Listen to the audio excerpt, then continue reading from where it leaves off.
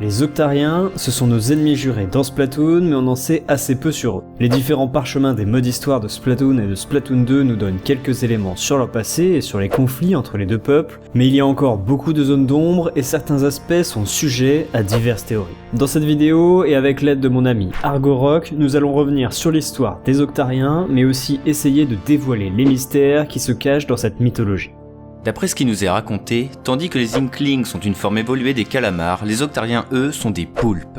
Des années d'évolution et une montée soudaine des eaux les ont fait sortir de l'eau et manier l'encre, tout comme les Inklings. Au début, tout allait bien entre les deux peuples, mais une nouvelle montée des eaux créa un conflit entre les Inklings et les Octariens, qui commencèrent à se battre pour du territoire. C'était l'époque de la Grande Guerre de territoire. D'un côté, les Inklings instables et joueurs sous le lead de l'amiral Macalamar, et de l'autre, les Octariens avancés technologiquement et très sérieux sous les ordres de DJ Octave. L'histoire du jeu nous raconte que c'est suite à une erreur bête de prise débranchée que les machines de guerre des Octariens, autrement appelées Tenta-Titans, se désactivèrent et qu'ils perdirent la guerre. Aujourd'hui, plus de 100 ans plus tard, les Octariens vivent maintenant retranchés dans des dômes souterrains. Scénaristiquement, toute cette guerre ressemble étrangement à la Seconde Guerre mondiale, et pas vraiment à ce qu'on a connu en Europe, mais plutôt à ce que le Japon a vécu à cette époque. Vous savez peut-être qu'en 1945, le Japon a refusé de signer un traité pour marquer sa capitulation contre les États-Unis. Ce à quoi les Américains ont répondu par des bombardements et en lançant 2 bombes atomiques sur le pays.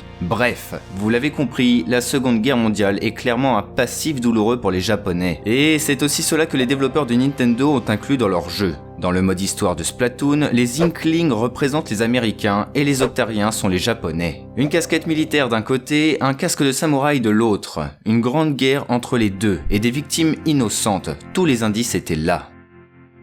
Vous l'avez compris, Nintendo s'est appuyé sur des faits réels pour construire une histoire à leur jeu. Et de manière générale, le monde de Splatoon est un peu un monde miroir au nôtre. Ils vivent dans des villes, ils ont des téléphones, des voitures, des avions, et les parchemins du jeu témoignent d'un passé historique assez similaire au nôtre. Personnages bibliques, Égypte antique et guerre mondiale sont au rendez-vous.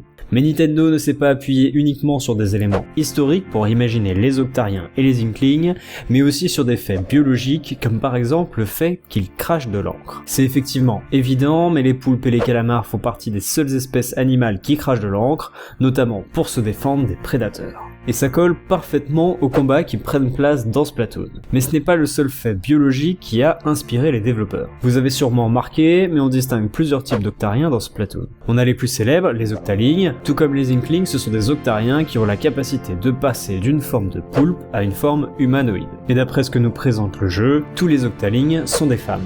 Les autres formes d'Octariens que l'on croise dans le jeu sont quasiment en fait tous des tentacules de poulpe avec un visage et des jambes.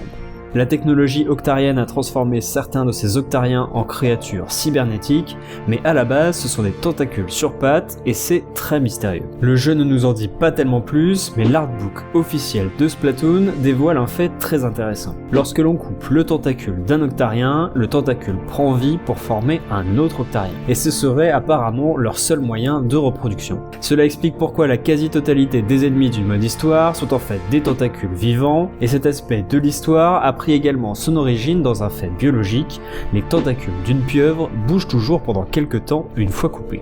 Les développeurs ont gardé cette idée en tête pour l'introduire dans le jeu de manière très intelligente. On peut donc imaginer que le peuple octarien est issu à sa quasi-majorité des tentacules de quelques Octalings.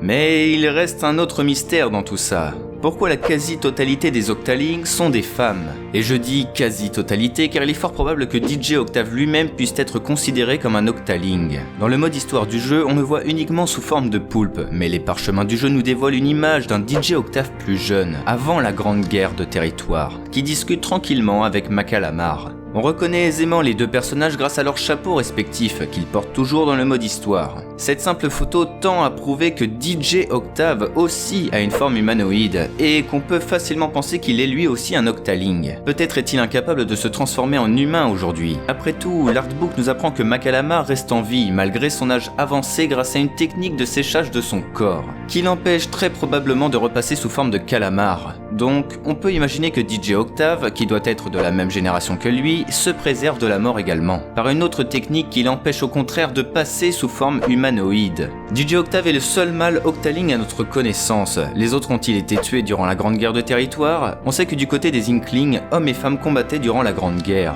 Pas de sexisme dans Splatoon du côté des Inklings. Peut-être y en aurait-il du côté Octaling? Ça pourrait expliquer l'absence de mâles. Tous les mâles auraient péri pendant la guerre, laissant sur le champ de bataille des tentacules démembrés, qui auraient donné naissance par la suite à une génération de tentacules sur pattes. Ça reste très mystérieux car on n'a aucune image des combats pendant la Grande Guerre, et on ne sait pas à quoi ressemblaient les Octariens ennemis. Était-ce des Octalings, mâles, femelles, ou bien des tentacules Octariens? Un mélange des deux, on ne sait pas vraiment. Ce que l'on sait par contre sur cette guerre, c'est que les Octariens combattaient avec l'aide de leur géante machine de guerre du nom de Tentatitan. On les retrouve en tant que boss dans le mode histoire de Splatoon 1 et 2, ces énormes tas de ferraille sont en fait contrôlés par un Octarien, comme on peut le voir dans les cinématiques de début de combat, et par le tentacule qui dépasse de leur carcasse métallique. Les Tentatitans sont des machines contrôlées par un Octarien fait de chair et d'encre. Mais dans le mode histoire, ce n'est pas n'importe qui est aux commandes. Durant tous les boss de Splatoon 1 et de Splatoon 2, vous affrontez en fait un seul et même personnage, DJ Octave. On reconnaît sur chaque tentacule de tous ces boss de fin de zone la cicatrice verte très reconnaissable du général Octarien. On voit bien durant l'affrontement final contre lui qu'il porte cette cicatrice sur son tentacule avant gauche et le jeu le met très clairement en évidence. C'est d'ailleurs également suggéré dans un des parchemins de Splatoon 2, sur lequel un schéma explique comment un Octarien est injecté dans un Tentatitan. L'Octarien en question étant DJ Octave dans ce document, et le Tentatitan représenté étant un des boss de Splatoon 1 que l'on retrouve également dans Splatoon 2. Était-ce également le seul à contrôler les Tentatitans durant la Grande Guerre de Territoire? Rien ne le confirme, non. Mais pour ce qui est de l'action du mode histoire, c'est bel et bien DJ Octave qui est aux commandes. Peut-être était-ce les mâles Octalings qui étaient chargés du contrôle des titans, et qu'en leur absence c'est DJ Octave qui s'en charge, on ne sait pas. Dans Splatoon, les Octariens nous sont présentés comme les ennemis. Mais si ce n'était pas aussi simple que ça. Et pour terminer cette vidéo, nous allons vous faire part d'une théorie comme quoi tous les Octariens ne seraient pas des ennemis. Vous l'avez peut-être remarqué, mais dans Splatoon 2, certains mondes du mode histoire prennent place au-dessus de villes octariennes. On y voit des bâtiments éclairés et paisibles qui laissent penser à une ville assez calme et tranquille. On est bien loin de l'image du peuple octarien qui a soif de revanche. D'ailleurs, dans les festivals de Splatoon 2, on part se battre dans les arènes de l'Octavallée. Est-ce que des Inklings auraient la permission d'y faire la fête si les Octariens étaient toujours nos ennemis? Et si, depuis leur défaite depuis la Grande Guerre de Territoire, le peuple octarien avait en fait accepté la défaite et décidé de mener leur vie de leur côté et de vivre en paix avec les Inklings? Il en vient le problème d'énergie, qui les aurait poussés à voler des poissons-charges. Mais ne serait-ce pas l'action isolée d'un vieux général de guerre qui n'aurait pas digéré la défaite? Au final, rien ne nous confirme que l'on affronte dans le mode histoire l'ensemble du peuple octarien. Et DJ Octave aurait très bien pu créer une sorte d'armée indépendante dans le but de se venger, mais que ces actions ne seraient pas nécessairement validées par le peuple octarien. On sait dans Splatoon 2 que DJ Octave prend le contrôle d'Io grâce à des lunettes hypnotiques, et que ces lunettes ressemblent étrangement à celles que portent les Octalings dans le deuxième opus. On peut donc imaginer que DJ Octave, dans la folie des grandeurs à la suite de sa défaite dans la Grande Guerre, ait voulu contre-attaquer, mais face à la réticence de son peuple, il a été obligé d'hypnotiser ses meilleurs combattants, les Octalings, pour construire une armée digne de ce nom. On sait aussi que les tentacules octariens sont moins intelligents que les Octalings, il est donc fort à parier qu'il n'était pas nécessaire à Octave de les hypnotiser pour qu'ils le suivent bêtement dans l'action. Et au final, DJ Octave et son armée seraient l'ennemi du jeu, mais pas les Octariens en général. Et cette théorie va dans le sens du fait qu'Octave incarnerait tous les boss du jeu, ça justifierait également les petits dessins dans le générique de fin de Splatoon 1 qui montrent les Inklings et les Octalings ensemble. Et Coralie dans tout ça?